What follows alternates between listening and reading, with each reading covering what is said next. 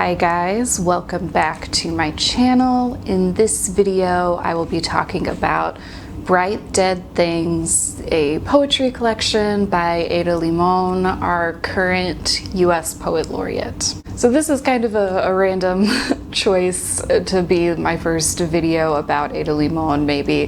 This is a poetry collection from kind of the middle of her publishing career. She has one that's been put out very recently that I'm definitely interested in reading. But this one came out in 2015. The reason why I read this one is kind of just a result of the way that I shop for poetry books, which is a little different than how I might buy something in fiction. I was just in my local bookstore back in Pittsburgh, and I was just picking up lots of different poetry collections, kind of opening to random pages and reading a couple poems to kind of get the sense of if I liked the writing, which is something I definitely wouldn't do with a novel. I usually go by authors I know, recommendations from people I follow online. But I don't know, I think once you develop your taste in poetry, it's very personal, so that kind of browsing makes more sense for me when I'm looking for new poetry to read. So this collection really stood out to me just on the language level initially reading it in the store. It's very much a storytelling kind of narrative collection about adapting your sense of self and kind of the way your selfhood changes to suit different stages in your life. So the poems in this collection are not, you know, sort of merely loosely related or kind of on a general theme. I think they're very much connected. The collection feels very focused thematically. There's a sort of timeline established throughout. And really the collective effect is a story being built, which I always love in poetry. I love a narrative poetry collection across the board. And I think this kind of collection might be good for people who are used to reading novels but haven't read much poetry, something that feels a little more interconnected. But the poems really build upon each other, and as you move through the collection, there's more reach and more depth into understanding the woman who is the speaker of this collection. And we see her throughout the different sections of this collection, kind of making and remaking herself to suit these different roles that have presented themselves in her life. And there's a very sort of clear, intentional organization to the sections of this collection.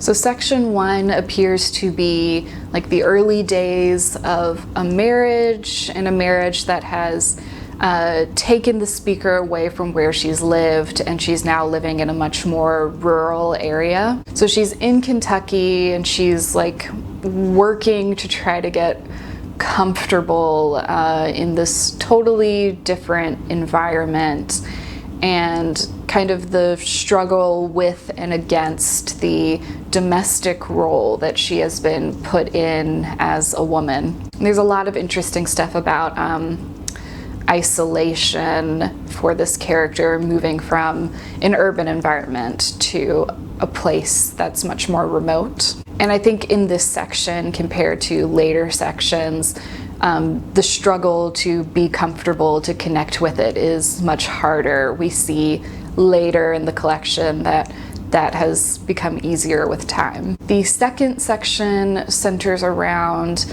the death of a mother figure for the speaker and her role as an end-of-life caregiver. And we see the grief of this become internalized into her selfhood, which this is a really interesting section, you know, if we're thinking about the roles that traditionally belong to women, what it means to be a caregiver in a moment like this. In section 3, the perspective moves a little bit. It's kind of like this more current version of the speaker is looking back on her younger, freer, wilder self from that time of her life where she was living in the city. And we see her admiration for that boldness in that period of her life, which that idea of boldness, of loudly living as a woman kind of comes up throughout the collection. But we also see her having gained a greater appreciation for her life where it is now, so at peace with the love and the things that she's built in this rural community in Kentucky. So you can see how the things that she was sort of struggling against in the first section have also been adopted into her and into how she identifies herself. And section 4 kind of brings everything together and kind of feels like we're thinking about on the larger scale what it means to change and adapt and kind of not lose anything but sort of grow and gain throughout life. And there's kind of a nice hopefulness in this section in the way we get to the end. And then we also kind of see in this section the speaker thinking more about her identity as a Mexican-American woman, how race has played a role in her life and kind of the intersections of that with womanhood. Yeah, so I think this collection has a very defined structure that I like. It feels very kind of grand and big in that it covers like a large period of time for the speaker. And we really see this idea of adaptation and what changes, what stays the same, how you incorporate all of this into yourself. We really get to see it on kind of a big scale. So this collection is definitely explicitly about the feminine experience and womanhood in the themes it explores. And we see a lot about living as a woman in a way that's kind of bold and defiant. And that's really an echo throughout, and like kind of the way we see that echo a lot is the speaker connecting her experience and her emotions to animals. And that's from the very first poem of this collection, which is about female racehorses, and kind of identifying herself as kind of the big, dangerous, explosively powerful animal that this racing horse is. And we see that kind of thing echoed throughout with a lot of different animals, especially in connection to the speaker becoming one with this more rural environment, being surrounded by nature all the time. Kind of one of the ways that she learns to appreciate that world is through appreciating and connecting with nature and animals. So we see her as a woman in these roles that kind of have very clear societal definitions, and we see her kind of trying to define it for herself, and what does that mean for her selfhood and who she feels she is internally versus like kind of what the role means externally. So we see her in this wife role in a domestic setting, and she's doing the domestic things, and she's very isolated. She's in this remote, unfamiliar place. So how does she adapt and still be herself, but also be a new self that has accommodated this in that role? And then we also see her as a caregiver to an imperfect mother figure, and this kind of reversal of caring for someone who, you know, in the natural order of things, is the person who cares for you. And we see even after, you know, the mother figure passes, she carries that with her the time she's spent in that role. It all becomes accommodated into herself, and really that's what the book is about, this change and kind of accumulation of life. And the adapting isn't easy. We see active struggle with it throughout the collection, but it happens anyways, even if you're kind of fighting against it.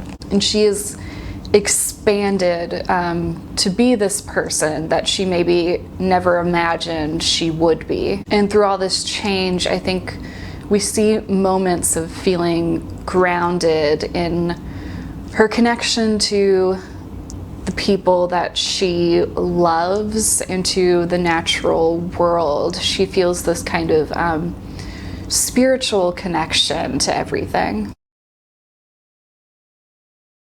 So style-wise, and kind of talking about the voice and the way things are written on a line level, I mean, that's kind of what initially drew me to this collection. That's what I saw when I was just reading one or two random poems to try to get a sense of if I connected with this. And I think the voice Limon's writing within this collection is really interesting. I'm very interested now in reading more of her collections and sort of seeing if that's something about this collection specifically, or if that connects to her voice overall. But there's something very conversational about the style of this collection.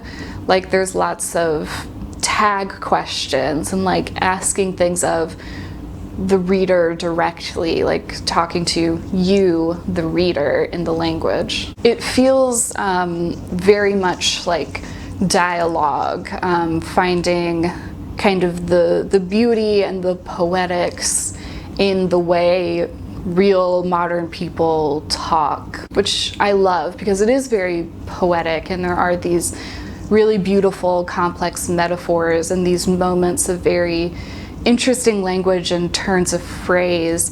But I feel like the toolkit being used is everyday. I don't know, something about that voice makes the collection feel very present and engrossing. It kind of feels almost confessional sometimes, in a way that I think is hard to achieve in poetry, because the style kind of demands putting language through a filter that doesn't always feel like 100% natural. And then I think because it feels so conversational generally, the poems in here that stray from that, they really stand out, and they kind of make you stop and really think about what that poem means in the context of the collection. And I don't know, it feels very like conscious and intentional when you come to a poem like that that really makes you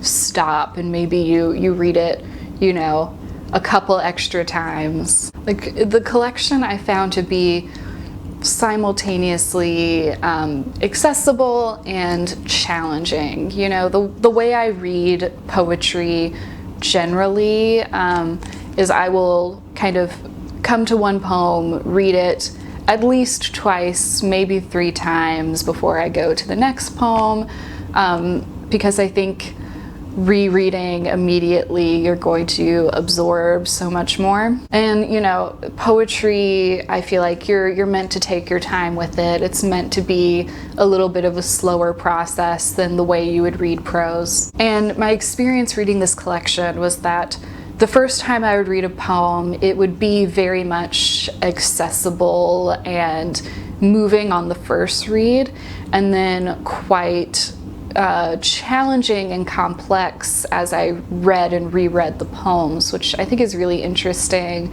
I think that's maybe a key reason of why she is the poet laureate now. Good poetry should always have more to offer the more you come back to it, I think. Just another small note on another strength of this collection, something that is probably kind of writer-brained of me to be thinking about. She is really, really good at final lines. Like, middles of poems are comparatively easy. Knowing where to start and where to finish, that's a lot harder. And it's hard to kind of demonstrate this without reading an entire poem to kind of feel the impact of the last lines. I am going to read a couple examples, but I won't go too much into depth with that. But if you get this collection, or maybe any of her other collections, I would assume have the same strength. Like, look for that. I noted that so many times when I was taking my notes while reading this book. Okay, so when I make videos about poetry, I always like to pick a couple of my favorites from the collection to read. Really, the best way to experience a poetry collection is to hear the language itself. So one poem from the first section of the book that I really loved is titled, "I Remember the Carrots." I haven't given up on trying to live a good life, a really good one even. Sitting in the kitchen in Kentucky, imagining how agreeable I'll be, the advance of fulfillment and of desire, all these needs met, then unmet again. When I was a kid, I was excited about carrots, their spidery neon tops in the garden's plot, and so I ripped them all out. I broke the new roots and carried them like a prize to my father, who scolded me, rightly, for killing his whole crop. I loved them, my own bright dead things. I'm 35 and remember all that I've done wrong. Yesterday I was nice, but in truth I resented the contentment of the field. Why must we practice this surrender? What I mean is, there are days I still want to kill the carrots because I can. So you may have heard the title of the collection was in that poem. I think it's so interesting, this resisting of the quiet contentment and the routine of life, and kind of wanting to cause a little destruction because you can. I think that's really interesting in this section where she's adjusting to this domestic part of life as a woman, and being kind of in the role that traditionally creates the contentment and the ease of life. I really loved that one, and I think you can hear in that the sort of conversation, the kind of intimacy, the realness of the language that I love so much in this collection. And then the second poem that I wanted to read from this collection is from closer to the end, called Adaptation. It was for a time a loud twittering flight of psychedelic colored canaries, a cloud of startle and get out in the ornamental irons of the rib cage. Nights when the moon was wide, like the great eye of a universal beast coming close for a kill. It was a cave of bitten bones and snake skins, eggshell dust and charred scraps of a frozen over flame.